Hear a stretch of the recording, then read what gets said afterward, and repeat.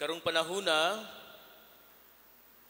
magbantay kita, ilabi na diya sa tuang pagtuo, isip mga Kristiyanos, tungod kay daghan na karon ang nanggawas, daghan na karon ang nanudlo, daghan na karon ang nagsangyaw, may tungod kang Jesus.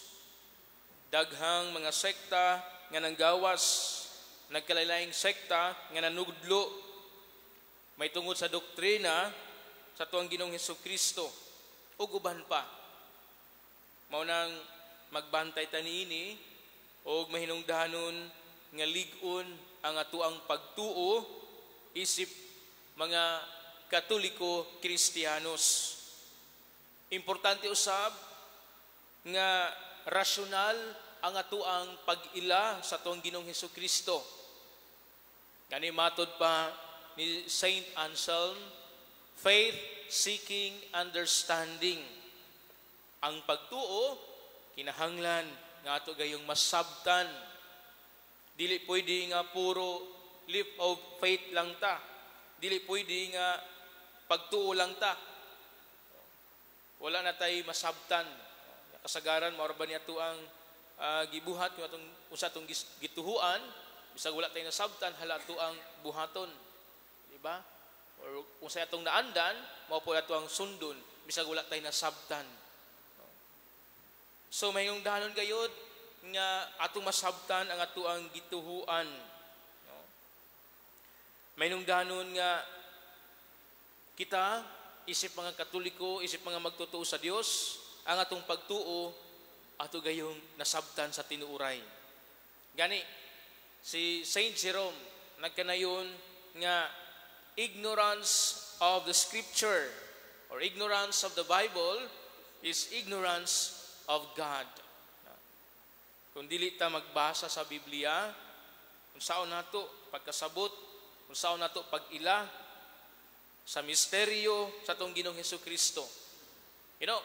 Ang Biblia, matud pa, is a love letter of God for us. Love letter ni siya sa Ginoo para kanato. Ug mao nga mamalandong kita ug ato gayong puy-an ang atuang pagka-Kristiyanos. Mahinungdanon usab nga makaila gayud kita pag-ayo sa atong Ginoong Hesukristo. Dili lang base sa atong nadungog, dili lang base sa atong nakatunan o base sa atong nabasa o guban pa, kundi ato siyang mailhan sa ato gayong personal nga relasyon ngadto kaniya o personal experience with Him. O kini makatabang kanato sa atuang pagbag-o sa atong kaugalingon, makatabang nato sa pagbalaan sa atong tagsa-tagsa kakaugalingon. Ug mao kini ang buot ipadayag sa atuang ebanghelyo karon. Maayo siguro nga atong pangutana atong tagsa-tagsa kakaugalingon. Unsa ba nato kailado sa Jesus? Ug asa naman ta dapit sa atuang pag-ila kaniya? Ug unsa kalalom ang atuang relasyon ngadto kaniya? Mao kini ang hagit kanato makigsunan ko ni Kristo isip mga Katoliko, isip mga Kristiyanos. Tungod kay sa gikaingon ko na daghan karon ang mga nanggawas nga nagsangyaw may tungod ni Jesus. Diha sa social media, diha sa TV, diha sa radio, daghan kay nga atong madungog nga nagsangyaw may tungod sa Dios. Apan kita ato ba gayong naila pag-ayo sa Jesus? Base sa atong kasinatian, base sa tuang personal relasyon ngadto kaniya. Nga nagkinahanglan usab kita nga tuang mahibaluan ang kamatuoran, the sound teaching nga subay gayud sa daan o sa balaang kasulatan.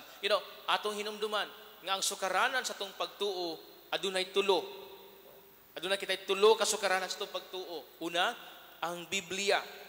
Ikaduha, tradisyon. O ikatulo, mao ang magisterium. So, Biblia, tradisyon, and magisterium. So, dili lang kay Biblia lang ato ang tuhuan. dili lang Biblia lang sukaranan sa itong pagtuo, kundi adunay tradisyon, adunay magisterium. Ug unsa maning tulo, no? Ang Biblia na diha gisulat, may tungod sa itong Ginoong Hesukristo, may tungod sa kasaysayan, sa kalibutan. Kining tradisyon, mo kini atong wala mahasulat sa Biblia. Ang gipanghimo kaniadto sa mga apostoles, ang gipanghimo kaniadto sa ato ang Ginoong Hesukristo nga wala mahasulat sa Biblia. Gani, kung atong basahon ang Ebanghelyo ni San Juan, diya sa katapusan siyang Ebanghelyo, nagkanayon nga dili tanan nga nahisulat sa Biblia.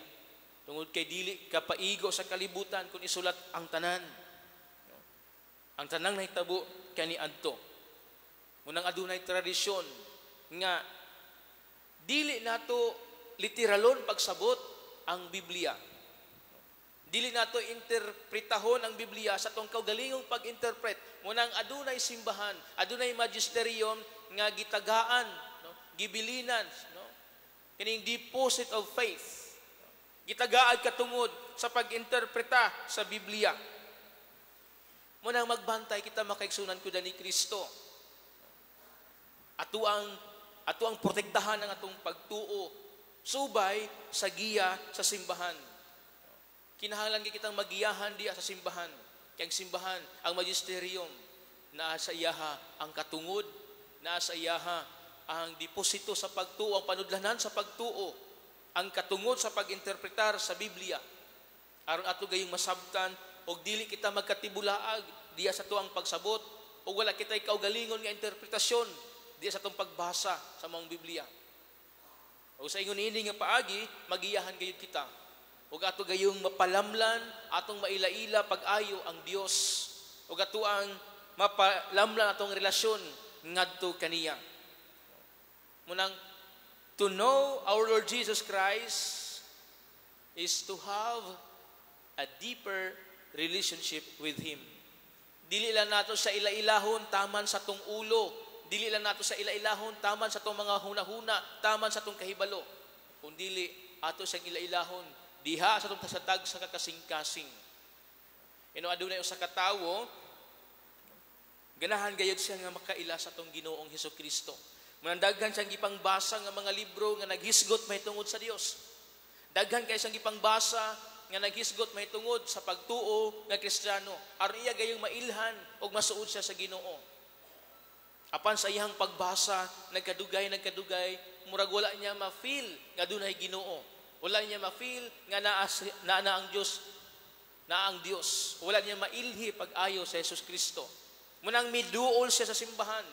Mingon siya sa pare-padre, nga naman, nga ganahan man ta kong makaila sa Ginoo, ganahan man ta kong masuod sa Ginoo, apan nga naman nga sa akong mga gipangbasa, nakaila naman unta ko kaniya, apan layo mahinuon ko sa Ginoo, nalayo mahinuon ko sa Dios. Apan gipangutanan sa pare, giunsa man nimo pagbasa, giunsa man nimo pag-ila-ila ang Dios. Ila-ilaha ang Dios dili sa imuhang ulo, ila-ilaha ang Dios dili tungod sa imong pagka-bright, ila-ilaha ang Dios dili tungod kay aduna kay mga pangisip.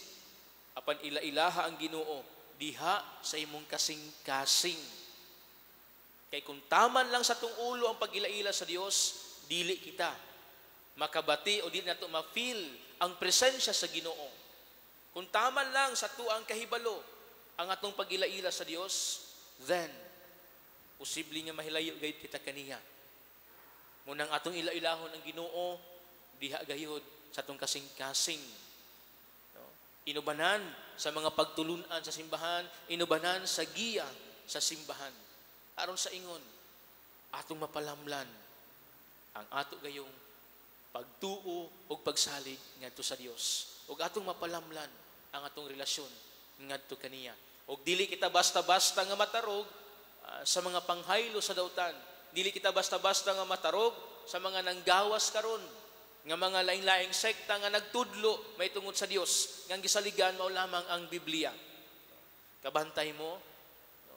Daghan ang mga sekta karon nga makigdebate sa tuang relihiyon. Apan kung maghisgot na gani og history, dili na sila mo entertain kabaay og history. Nga naman, kay kung maghisgot gani og history, moabot naman na sa tradisyon. O kung maabutan na sa tradisyon, wala na sila ikatubag. No? Kay mismo, ang ilang Biblia, ang ilang gidala, hinihimo man sa Katoliko. Munang atong bantayan ang atong pagtuo, o atong palamlan ang atong pagtuo, relasyon sa Dios, pinaagi. Diha sa pagbasa sa Biblia, pinaagi sa giya sa simbahan, pinaagi diha sa atong pag-ampo ngadto sa Dios. Og hinaot unta nga nini nagkaduol, nagsingabot nga atong gipaabot nga pagpasakit, pagpakamatay o pagkabanhaw sa atong Ginoong Hesukristo, magkalalom usab ang atong relasyon ngadto kaniya.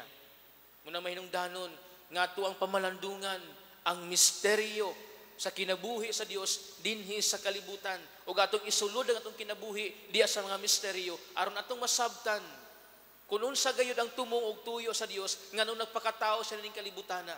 Kung unsa gayud ang iyang tumo ug tuyo nganong iyahang giula iyang lawas ug dugo iya sa krus. Ug sa ingon niini, mga kaigsunan ko ni Kristo, matabangan kita diha sa tuang pagpalalom sa atong relasyon ngadto sa Ginoo. Matabangan kita diha sa atong pag-ila-ila ngadto sa tuang manunubos. Ug aron sa ingon, mabanhaw usab kita uban kaniya. Ug atong pangayoon ang panabag sa atong mahal nga Birhen Maria, nga pinaagi usab sa iyang hugot ug lalom nga pagtuo ngadto sa Dios, magiyahan usab kita diha sa iyang mga panig-ingnan, magiyahan usab kita diha sa iyang kanunay nga pagpakita o mga maayong buhat nga angay natong pagasundon dinhi sa kalibutan. Busa nining pagpadayon nato ni Santos nga misa, pangayuon nato sa Dios ang grasya. Ang grasya sa dugang kahibalo, ang grasya sa dugang kaalam maitungod sa Dios aron sa ingon ato gayong mapalamlan ang ato ang pagka-Kristiyanos, ato gayong mapalig-on ang ato ang pagtuo ngadto sa Dios. Hinaot paunta